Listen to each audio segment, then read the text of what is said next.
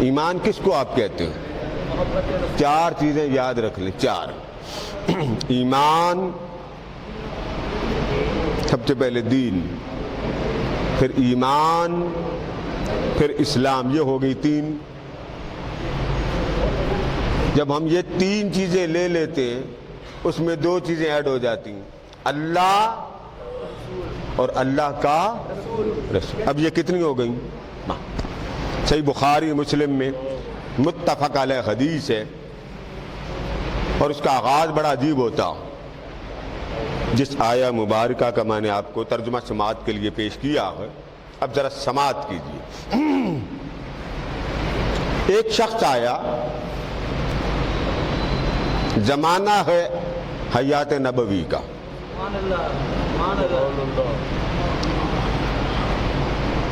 اس نے سفید کلر کے کپڑے پہن رکھے ہوں،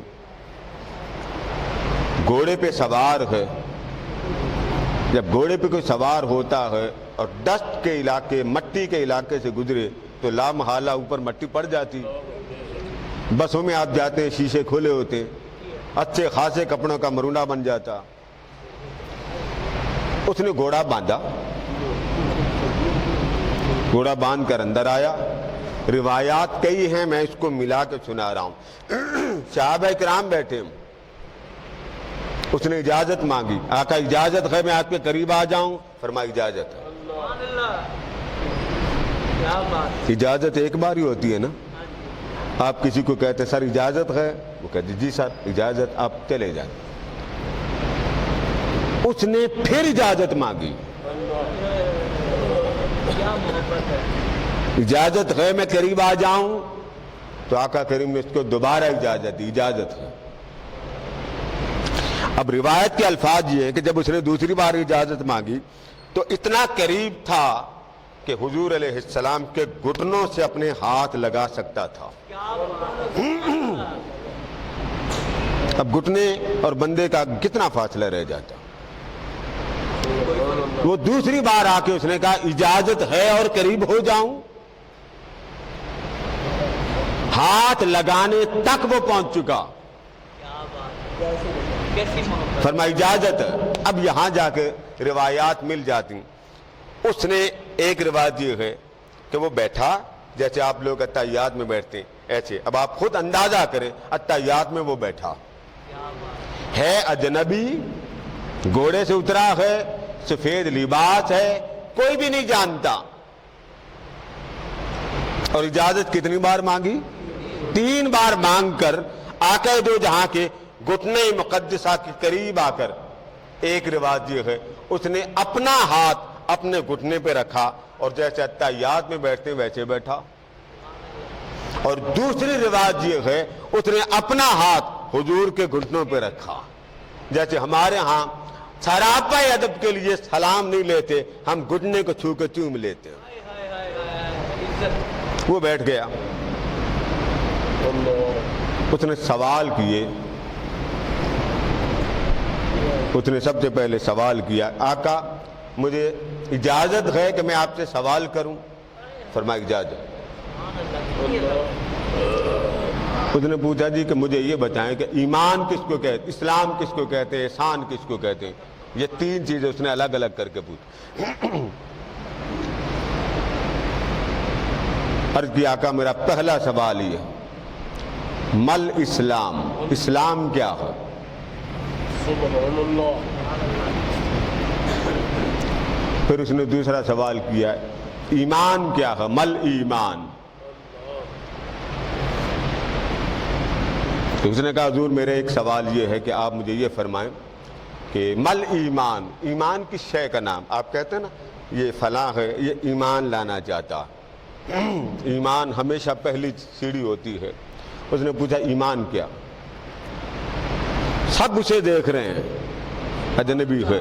فرمایا ایمان یہ ہے آمنت باللہ و ملائکتہ، کہ تو اللہ پر ایمان لا، اس کے فرشتوں پر ایمان لا، و کتبہ، اس کی کتابوں پر ایمان لا، اس کے رسولوں پر ایمان لا، والیوم الآخر، جو مرنے کے بعد کی زندگی آئے گی اس پر بھی تو ایمان لا، تقدیر کی اچھائی پر بھی ایمان لا کہ اللہ نے بجٹ بنا کے بندے کو دے دیا وہ بجٹ میں تیرے لیے اچھی چیزیں بھی اس نے ڈال دی ہیں، بری چیزیں بھی ڈال دی، اچھی کو اپنا لینا، بری سے احتیاط کر لینا، اور یہ ساری چیزیں من اللہ تعالی، اللہ کی طرف سے ہوں گی۔ یہ وہ چیزیں اس نے پوچھی۔ اس نے جب جواب مکمل سن لیا نا، اس نے کہا صدقت یا رسول اللہ صلی اللہ علیہ وسلم، سونیا تو نے سچ کہا ہے، آپ کے بول میں، آپ کے جواب میں رتی بھر بھی غلطی نہیں ہے۔ اس نے کہا جی مل اسلام، اسلام کیا؟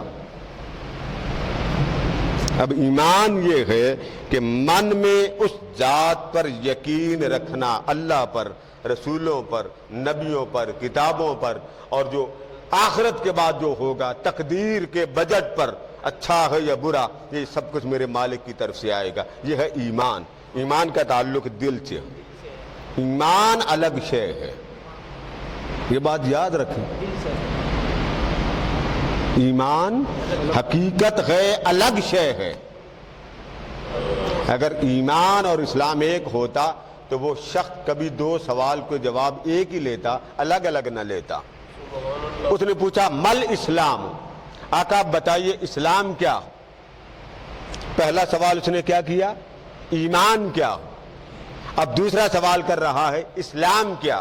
اب اسلام سن لیجئے، کلمہ آپ پڑھتے ہیں، حضور کی باتیں بھی کرتے ہیں، حضور کا ذکر بھی کرتے ہیں، کاش اس جواب پر ہماری زندگی صرف ہو جائے۔ اس نے کہا مل اسلام، آقا اسلام کیا؟ تو آپ نے فرمایا کہ نماز ادا کرنا،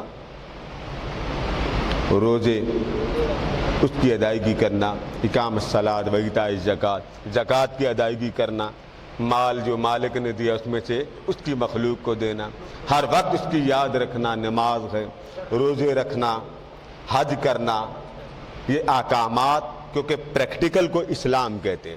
ایمان اندر کی بیٹری ہو گئی، اس کا جو پریکٹیکل لائف ہے وہ آپ کی باڈی سے ادا ہوتا ہے۔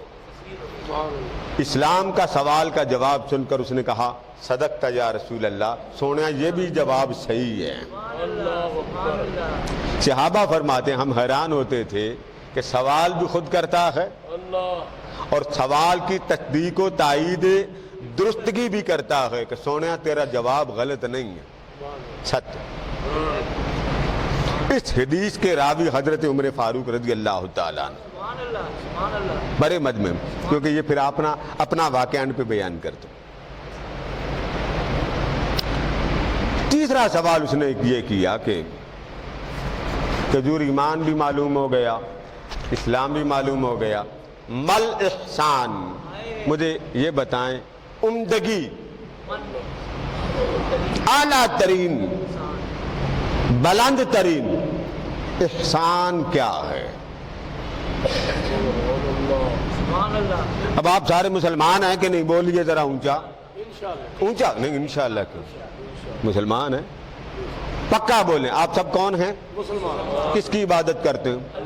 اب اس جواب کو سنیے کہ ہماری عبادت کا تقاضا، ہماری عبادت پر حق، ہماری عبادت کے ضرورت، یہ جواب ہے جو حضور نے دیا۔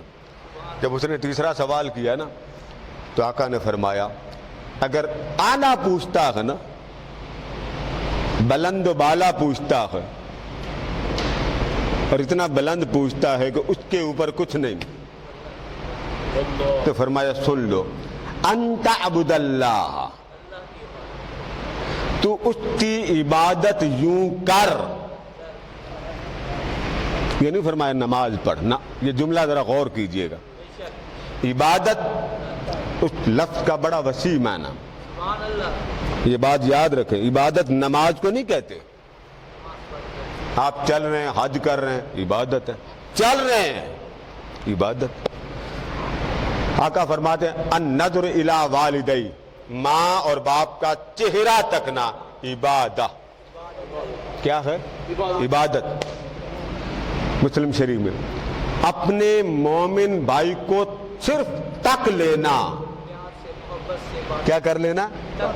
آپ کہتے ہیں نماز وضو کے بغیر نہیں ہوتی، اللہ کے رسول نے فرمایا بڑا بڑا کچھ ہے جو وضو کے بغیر نہیں ہوتا، ہو جاتا ہے وضو نہیں ہوتا۔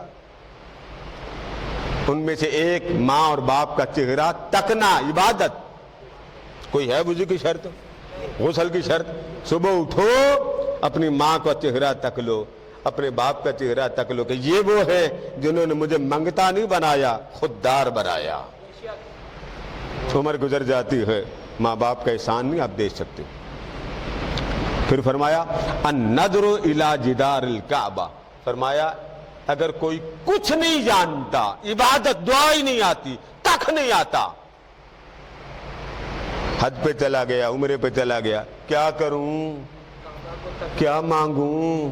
میرے آقا نے فرمایا گھبرانے کی ضرورت نہیں، بس کعبہ تکتا جا، عبادت بنتی چلی جائے گی۔ کتنی لاد رکھی اللہ نے۔ کعبہ نہیں کعبہ تک سکتا، اپنے محلے کا مومن ہی دیکھ لے، محلے میں مومن نہیں ملتے، بھلے تیری ماں تو نیک ہے نا، تیرا باپ تو نیک ہو گیا نا، جا اپنی ماں باپ کا چہرہ تک لے، تجھے وہاں کا عبادت کا ثواب مل جائے گا۔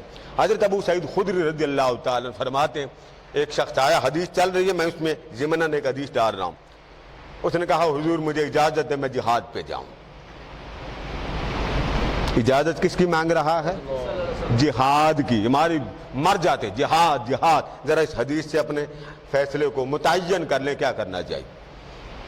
فرمایا سب سے زیادہ عزیز کوئی ہے تیرے گھر میں؟ مجھ سے جہاد کی اجازت لینے آیا ہے، سب سے زیادہ کوئی عزیز ہے؟ اس نے کہا ہاں ماں باپ ہیں گھر میں۔ کون ہیں؟ بولیے، ماں اور روتا چھوڑ کے آیا ہوں، مگر اسلام پر جہاد کے لیے میں نے کہا چلے اپنے نبی کے دین پر قربانی دے دوں، جہاد کر لوں۔ آقا نے فرمایا اذهب الی ابو، واپس چلا جا، اپنے والدین کی خدمت کر، جہاد کا ثواب تجھے خدمت ماں باپ میں مل جائے گا۔